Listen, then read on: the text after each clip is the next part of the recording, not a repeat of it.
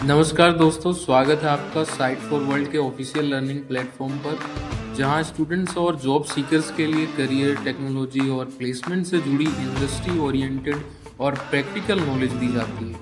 अगर आप अपनी स्किल्स को नेक्स्ट लेवल तक ले जाना चाहते हैं तो आप बिल्कुल सही जगह पर आए हो। चलिए शुरू करते हैं आज का इम्पोर्टेंट सेशन। नमस्ते स्टूडेंट्स, आज का टॉपिक है रिजिलिएंट डिजिटल सर्विसेज बनाना। आप रेडी हो? फोकस मोड ऑन है ना? देखो, आज की ऑलवेज ऑनलाइन दुनिया में जिन सर्विसेज पर हम डिपेंड करते हैं वो एक प्रॉमिस करती हैं कि वो ठीक से चलेंगी और जब भी हमें जरूरत होगी अवेलेबल रहेंगी। चलिए इस कॉन्सेप्ट को आराम से समझते हैं। ओके, चलो इसको समझते हैं। ये एक बहुत पावरफुल एग्जाम्पल है। 2017 में AWS S3 का जो आउटेज हुआ था, उसने ये साबित कर दिया कि हाई अवेलेबिलिटी का मतलब हमेशा हाई रिलायबिलिटी नहीं होता। इसका मतलब क्या हुआ? सर्विस ऑन तो दिख रही थी, पर अंदर से असल में काम नहीं कर रही थी। तो यूजर्स के लिए ये बेकार है ना? आखिर अगर सर्विस चल ही नहीं रही तो उसके ऑन होने का क्या फायदा? तो ये है आज का हमारा रोड मैप। सबसे पहले हम समझेंगे द टू प्रॉमिसेस, फिर प्लानिंग फॉर सक्सेस पर बात करेंगे, उसके बाद हम पिलर्स ऑफ ऑब्जर्वेबिलिटी को देखेंगे, फिर सीइंग इज सिक्योरिंग पर फोकस करेंगे और आखिर में द रेजिलियंस फ्लाईव्हील से सारी चीजों को कनेक्ट करेंगे। रेडी हो नेक्स्ट स्टेप के लिए? चलिए शुरू करते हैं। हमारा पहला सेक्शन है द टू प्रॉमिसेस, यानी वो दो वादे जिन पर किसी भी यूजर का ट्रस्ट या विश्वास टिका होता है। ये दो वादे हैं अवेलेबिलिटी और रिलायबिलिटी। आइए इनको आसान भाषा में समझते हैं। तो इन दोनों में फर्क क्या है? बहुत सिंपल है। अवेलेबिलिटी का सीधा सा मतलब है क्या सिस्टम ऑन है, मतलब क्या सर्वर चल रहा है, क्या हम उसे एक्सेस कर सकते हैं।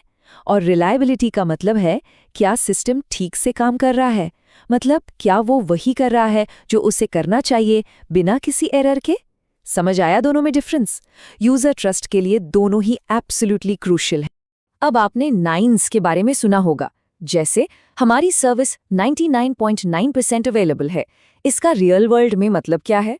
देखो, 99% अवेलेबिलिटी जिसे 2 नाइन्स कहते हैं, सुनने में अच्छा लगता है, पर इसका मतलब है साल में 3.65 दिन का डाउन टाइम। वहीं अगर 99.999% या 5 नाइन्स है तो साल में सिर्फ 5.26 मिनट्स का डाउन टाइम। अब आपको फर्क समझ आ रहा है? बहुत बड़ा डिफरेंस है। तो रिलायबिलिटी को मेजर कैसे करते हैं? इसके लिए एक इम्पॉर्टेंट मेट्रिक है MTBF, यानी मीन टाइम बिटवीन फेलियर्स। ये कैलकुलेट करता है कि एक सिस्टम फेल होने से पहले एवरेज कितने टाइम तक ठीक से चलता है। फॉर्मूला सिंपल है, टोटल ऑपरेशनल टाइम को नंबर ऑफ फेलियर से डिवाइड कर दो। जितना ज्यादा MTBF उतना बेहतर। क्लियर है? मतलब सिस्टम में गड़बड़ी कम हो रही है। ओके, चलिए अगले सेक्शन पर चलते हैं। Planning for success. ये एक प्रोएक्टिव स्ट्रैटेजी है, मतलब प्रॉब्लम आने का वेट नहीं करना, पहले से तैयारी करनी है ताकि सिस्टम यूजर की डिमांड को पूरा कर सके। यहाँ पर सबसे इंपॉर्टेंट कॉन्सेप्ट है कैपेसिटी प्लानिंग। बेसिकली इसका मतलब है ये प्रिडिक्ट करना कि एक सिस्टम को अपने परफॉर्मेंस टारगेट्स पूरा करने के लिए आगे चलकर कितने रिसोर्सेज जैसे CPU, मेमोरी, स्टोरेज की जरूरत पड़ेगी। ये एक बहुत ज़रूरी फ्यूचर थिंकिंग प्रोसेस है। समझ आया इस स्टेप का पर्पस? तो कैपेसिटी प्लानिंग कब करनी चाहिए? जवाब है लगभग हमेशा। जैसे दिवाली सेल जैसे सीजनल चेंजेस से पहले, किसी मार्केटिंग कैंपेन से पहले, कोई नया फीचर लॉन्च करने से पहले, या रोज के ट्रैफिक के लिए जैसे सुबह सुबह सब लोग साइन इन करते हैं। इससे साफ पता चलता है कि ये एक कंटिन्यूअस प्रोसेस है, कोई वन टाइम सेटअप नहीं। इसको नोट किया। अब आते हैं रियल टाइम स्ट्रैटेजी पर, the pillars of observability.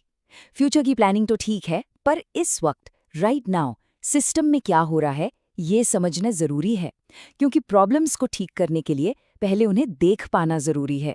Screen पे ध्यान है ना? ऑब्जर्वेबिलिटी बेसिकली 3 चीजों पर टिकी है, लॉग्स, मेट्रिक्स और ट्रेसेस।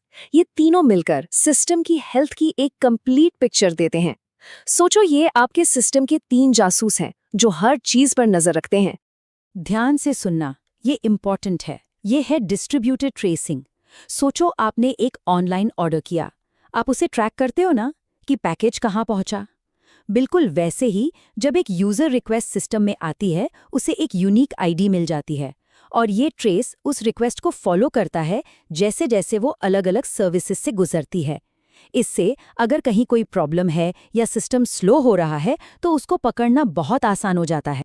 अब बात करते हैं मैट्रिक्स की। ये 2 तरह के होते हैं। पहला, इंफ्रास्ट्रक्चर मैट्रिक्स। ये मशीन की हेल्थ बताते हैं, जैसे सीपीयू कितना यूज हो रहा है, मेमोरी कितनी फ्री है। दूसरा, एप्लीकेशन मैट्रिक्स। ये सॉफ्टवेयर की परफॉर्मेंस और बिजनेस वैल्यू को मॉनिटर करते हैं, जैसे एरर कितने आ रहे हैं या कितने नए यूजर्स ने साइन अप किया। एक पूरी तस्वीर के लिए दोनों को ट्रैक करना जरूरी है। अब बात करते हैं सिक्योरिटी की। हमारा अगला सेक्शन है सीइंग इज सिक्योरिंग। जिन टूल्स को हम परफॉर्मेंस के लिए इस्तेमाल कर रहे हैं ना, वही हमें सिक्योरिटी में भी हेल्प करते हैं। इंटरेस्टिंग है ना? चलो देखते हैं कैसे। अब एक सीधा सा सवाल, फेल्ड लॉगिन अटेम्प्ट्स को लॉग करना क्यों जरूरी है? और अगर इंटरव्यू में ये पूछा गया तो बता पाओगे? सोचो जरा। जवाब बिल्कुल सिंपल है। ऐसा करने से हम पोटेंशियल ब्रूट फोर्स अटैक्स या अनऑथराइज्ड एक्सेस की कोशिशों को पहचान सकते हैं। बेसिकली अगर कोई बार बार गलत पासवर्ड डाल रहा है तो हो सकता है वो एक हैकर हो। तो यहाँ लॉगिंग और साइबर अटैक रोकने के बीच एक डायरेक्ट कनेक्शन बनता है। चलिए अब सब कुछ एक साथ जोड़ते हैं। हमारा आखिरी सेक्शन है द रेजिलियंस फ्लाईव्हील। ये एक ऐसा कॉन्सेप्ट है जो पिछले सारे सेक्शंस को एक कंटिन्यूअस साइकिल में जोड़ता है, जिससे सिस्टम हमेशा बेहतर होता रहता है। ये डायग्राम थोड़ा कॉम्प्लेक्स लग सकता है, पर घबराना मत। इसका मैसेज सिंपल है। ये एक रियल वर्ल्ड मॉनिटरिंग सिस्टम दिखा रहा है। बस ये समझो कि एक मजबूत यानी रेजिलिएंट सिस्टम बनाने के लिए कई सारे टूल्स और स्ट्रैटेजीज को एक साथ मिलकर एक टीम की तरह काम करना पड़ता है। तो इस रेजिलियंस फ्लाईव्हील का मूल विचार क्या है? एकदम सिंपल है। बेहतर मॉनिटरिंग से हमें डेटा मिलता है। उस डेटा से हम बेहतर प्लानिंग करते हैं, जिससे हमारे सिस्टम ज्यादा रिलायबल और अवेलेबल बनते हैं। और ये एक साइकिल है जो हमेशा चलता रहता है, सिस्टम को टाइम के साथ और स्ट्रॉन्ग बनाता जाता है। इसे कहते हैं कंटिन्यूअस इंप्रूवमेंट। तो आज हमने क्या सीखा? हमने देखा कि कैसे अवेलेबिलिटी, रिलायबिलिटी, प्लानिंग और ऑब्जर्वेबिलिटी मिलकर एक मजबूत डिजिटल सर्विस बनाते हैं। प्रैक्टिस करोगे ना, सिर्फ वीडियो देखने से नहीं होगा। अब आपके लिए एक आखिरी सवाल। जैसे जैसे सिस्टम्स और कॉम्प्लेक्स होते जा रहे हैं, हम ये कैसे इंश्योर करें कि जो मशीन्स हम बना रहे हैं वो सच में हमारे विश्वास के लायक हों? इस पर जरूर हमारे चैनल को सब्सक्राइब कीजिए और वीडियो को अपने दोस्तों के साथ शेयर जरूर कीजिए। कमेंट सेक्शन में अपना डाउट या नेक्स्ट टॉपिक लिखना मत भूलिएगा।